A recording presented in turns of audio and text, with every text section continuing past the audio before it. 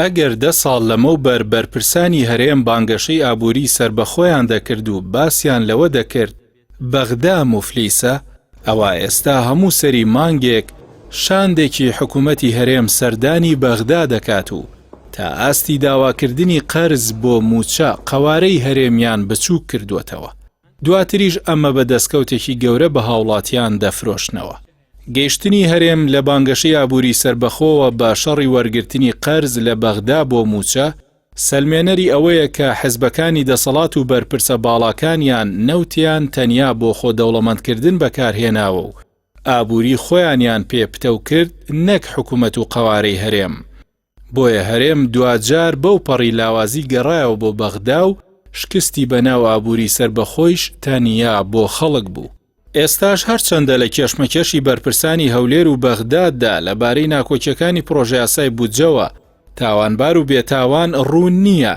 بەڵام ئەوەی کە ئاشکرایە ئەوەیە تا ئێستا بەغدا متمانەی بە داتای موچە و خەرجیەکانی هەرێم نییە و باس لە بوونی دەیان هەزار موچەخۆری بندیوار و خەڵکی سووری و ئێرانی دەکرێت لە لیستە قەرەباڵغەکەی موچەخۆرانی هەرێمی کوردستاندا.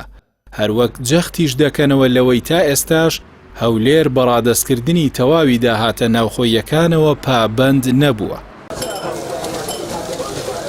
دابەشنەکردنی موچەی 3 مانگ لەلایەن حکوومەتی پارتی و یەکێتی و گۆڕانەوە لە هەرێمی کوردستان لە کاتێکدا لە ناوەڕاست و باشووری عێراق نەک هەر موچە بەبێ کێشە دابەش دەکرێت، بەڵکو چەندین جۆر پێشینە بەردەوامە و لە نوێترین هەنگاویشدا بۆ هاوڵاتیانی حکوومەتی عێراق بڕیاری زیادکردنی 100,000 دیناریدا بۆ ئەو خانە نشینانەی موچەکانیان لە ملیۆنێک دینار کەمترە.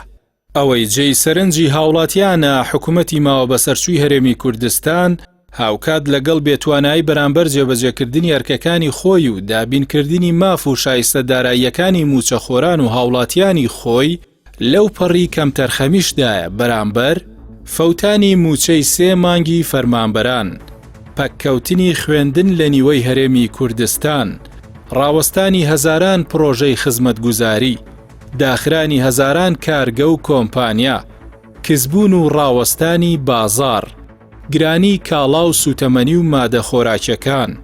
بڵاوبوونەوەی هەژاری و بێکاری و سەختتربوونی گوزەرانی خێزانەکان. هەرچەندە چاوەڕوان دەکرێت لە سەرەتای ساڵی داهاتووەوە یاسای بودجەی عێراق هەموار بکرێتەوە و موچەی فەرمانبەرانی هەرێم کە لە قوڕی یاساکەدا چەقیوە ڕزگار بکرێت، بەڵام مەترسی جددیش لە ئارادا لەم پرۆسێدا موچەی 3 مانگی ئەم ساڵی موچەخۆرانی هەرێم بفەوتێت.